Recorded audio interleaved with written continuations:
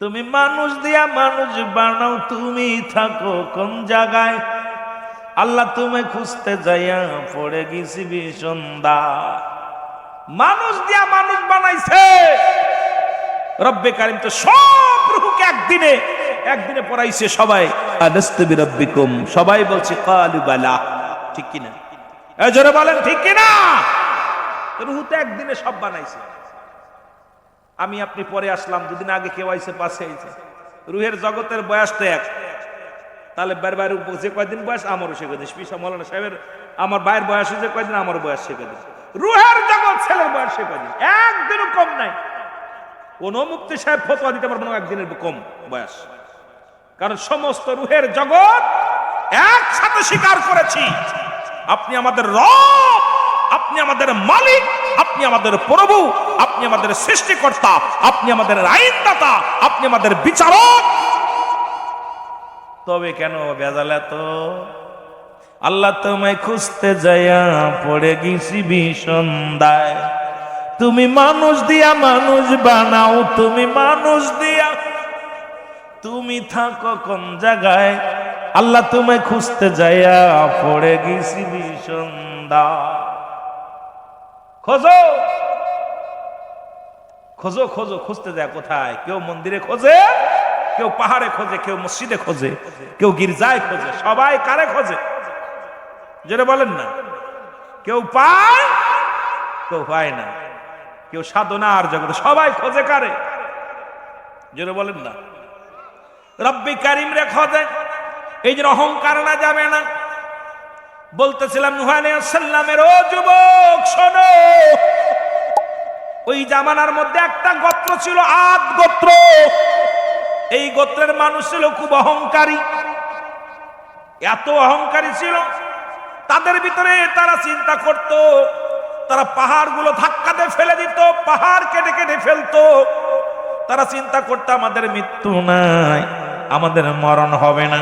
অথচ আল্লাহ বলেন তামাম পৃথিবীর সমস্ত মাখলুকাতের মরণ আছে।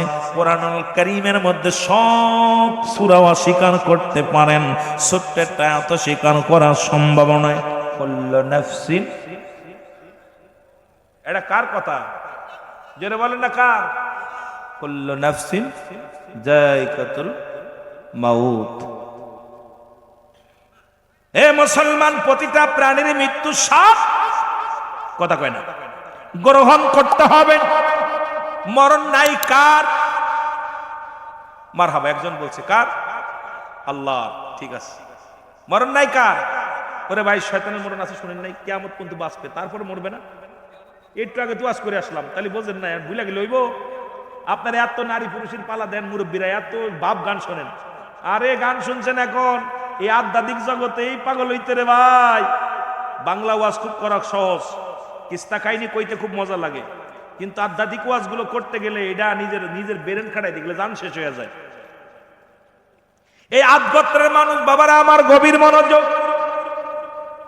এত অহংকারী, কারণ তারা এত বড় ছিল, ওই জাতির মধ্যে এত শক্তিশালী, ওই জাতির মধ্যে এত বলালা মানুষ পৃথিবীর মধ্যে আল্লাহর পাঠাই না।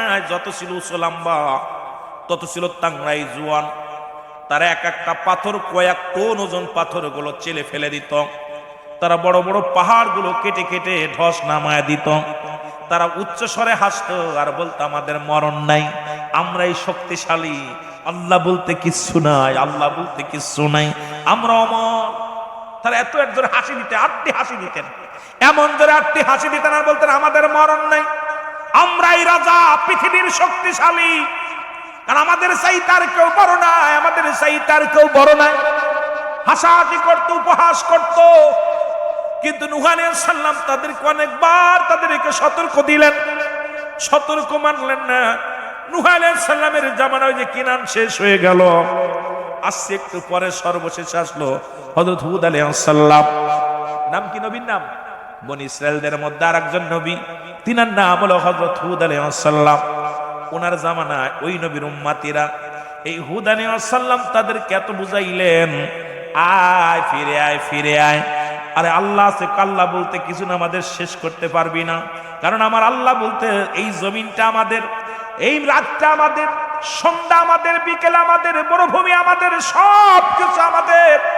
তাদের বাচ্চারা কি বলতো? তাদের বাচ্চারাও বলতো, তাদের ছোট ছোট মাসুম বাচ্চাগুলো বলতো, আমরা আমাদের মরণ নাই, আমাদের শেষ নাই, আমাদের শেষ নাই, আমরা শক্তিশালী। এত অহংকারী, তাদের ভিতরে এত অহংকার ছিল। হুদ আলাইহিস সালাম বারবার তাদেরকে বুঝাইলেন, কিন্তু কোনো বুঝ মানে না। এবার বললেন, শোনো, তোমাদের মধ্যে এমন বিপদ, এমন গজব আসবে যে গজবে তোমরা শেষ হয়ে যাবা। কিন্তু সেই গজব কবে আসবে? তারা আরো এত আটকে হাসি দেওয়া শুরু করলো, এত আনন্দ মুসলমান, তারা সবকিছু ছেড়ে দিয়ে নিজের মন গড়া মতো চলা শুরু করলো। 1 বছর আল্লাহ দুর্ভিক্ষ দিয়ে দিল, 3 বছর মোট দুর্ভিক্ষ দিল। প্রথম বছর কোনো বৃষ্টি নাই, মুসলমান অনাবৃষ্টিতে। কিন্তু এই আদ গোত্রের মানুষেরা বলে এটা স্বাভাবিক ব্যাপার, আমাদের কোনো ব্যাপার না, 1 বছর এটা হতেই পারে। পানি নাই তাতে কি হয়েছে, মরু প্রান্তরে শুকায়া গেছে তে কি হয়েছে, আমরা নিজেরা পানি খুব খুঁজে পানি উঠাইব, উঠানো শুরু করলো। আর তাদের ফসল কম ফলা শুরু হলো, তারা জমিনের মধ্যে রহমত পা কম শুরু করলো। কিন্তু তাদের অহংকার কমলো না। এই আদ গোত্রের মানুষেরা তারা জোরে জোরে হাঁটতে হাসি দিতে লাগলো। আল্লাহ বলতে কিচ্ছু নাই, সব আমরা, পৃথিবীর মালিক আমরা, জমিনের মালিক আমরা, সব কিছুর মালিক আমরা। এই পারে আমাদের কোনো ব্যাপার না। এই 365 দিন কেটে গেছে, আবার আমাদের মধ্যে শোক আসবে। দ্বিতীয় বছর আরো দুর্ভিক্ষ দেখা দিল। ও যুবক, এমন পরিমাণ দুর্ভিক্ষ দেখা দিল, জমিনে কোনো ফল, জমিনে কোনো ফসল যেটা খেয়ে মানুষ জীবন ধারণ করে, এটা রব্বে কারিম চিরতরে কেড়ে নিয়ে গেল। এই জমিনের মধ্যে খানা, শস্য শ্যামল সব কিছু আমার আল্লাহ উঠায় নিয়ে গেল। এবার আদ গোত্রের মানুষের অহংকার কমে নাই, তারা তখনও স্যারেন্ডার কাটে নাই। তারা চিন্তা করে এটা কোনো ব্যাপারই না, 1 বছর মারে যেতেই পারে, আবার আসবে, আবার হবে, আমাদের ফসল হবে, আমরাই শক্তিশালী, সবকিছু দেওয়ার মালিক আমরা, সবকিছু করার মালিক আমরা। তারা পানি চাইতো, পানি পাইতো, যখন যা চাইতো তাই পেয়ে দিত। মুসলমান শুনে নাও, তখন তাদের ধারণা আমরা এবার দ্বিতীয় বছর আমাদের গেল কষ্টের মধ্যে, 3য় বছর ভালো যাবে। 3য় বছর আল্লাহর এমন গজব আসলো, এই গজবের মধ্যে আদ গোত্রের মানুষ সব যখন শেষ হয়ে গেল, মুসলমান হুদ আলাইহিস সালামের কাছে জিবরিল আমিন এসে বলে, হে আল্লাহর নবী হুদ, আপনার গোত্রের মানুষ, এই আদ গোত্রের মানুষগুলো আমার আল্লাহকে একবারও মানলো না, আল্লাহ গজব দিয়ে দিবে। হুদ আলাইহিস সালাম বলে, ও ডাক দে বলে, ভাই জিবরিল, আমার রব্বে কারিমে যায় বলো, আমি হুদ স্যারেন্ডার কেটেছি, এই জাতির উপরে যেন গজব দিয়ে দেয়, কারণ অহংকারকারী জাতি, এরা আল্লাহ মানে না, স্রষ্টাকে মানে না, নিজেকেই খোদা বলে দাবি করে। নিজেরা চিন্তা করতে আমরা আজ ফসল, আজ যে আমরা খাই, আমাদের সবকিছু আছে। এ মুসলমান শুনে নাও, পৃথিবীর মধ্যে অহংকার জাতিকে আল্লাহ 3টা বছর এমন গজবের মধ্যে দিল, পুরো আদ জাতিকে আমার আল্লাহ এই দুনিয়া থেকে শেষ করে দিল। জোরে জোরে চিল্লায় বল আল্লাহু আকবার। এ আমার ভাইরা, আমার বন্ধুরা, আমার এই জন্য 3 শ্রেণী মানুষের দোয়া কবুল হয় না। নাম্বার 1, পিতামাতা নাফরমানি সন্তান, 2 নাম্বার এতিমের মাল ভক্ষণকারী, 3 নাম্বার হলো অহংকারী মানুষ। এই যে মানুষের মধ্যে হিংসা আছে, অহংকার আছে, এই মানুষের দোয়া কবুল হয় না। কারণ হিংসুটে মানুষ অহংকার করবে একমাত্র আমার আল্লাহ, একমাত্র অহংকারী হতে পারে আমার রব্বে কারিম। আর আমরা হব দয়ালু, আমরা হব মায়াবী মানুষ। কিন্তু এই মানুষের ভিতরে এত পরিমাণ অহংকার, এত পরিমাণ অহমিকা হয়ে গেছে, এই মানুষগুলো স্রষ্টার আইন অমান্য করা শুরু করেছে। জোরে বলেন ঠিক কি না? আর একটু জোরে জোরে চিল্লায় বলা যাবেন আল্লাহু আকবার। মহব্বতের সঙ্গে দুরূদ শরীফ পড়েন, আল্লাহুম্মা।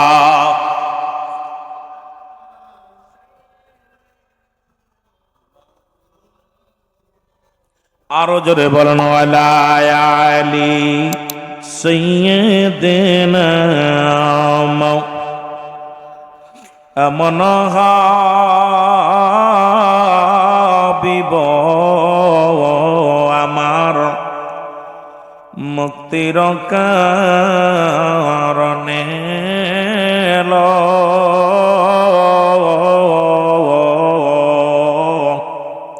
ও ফাতের পরেও নবীজি পাপী উম্মতিরে না ভুলিল। এমন হাবিব আমার। নাচিল আকাশ, নাচিল বাতাস, নাচিল কোন সৃষ্টিময়। রাসূল তোমারই কারণে বিশাল ভুবনে আমার আল্লাহ জির পরিচয়। আল্লাহুম্মা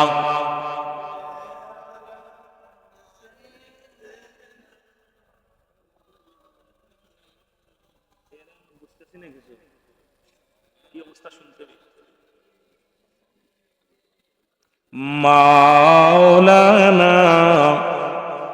এসেছেন যত নবী সকলে ইমাম, সালাম তোমায় গনবী হাজার সালাম নবী।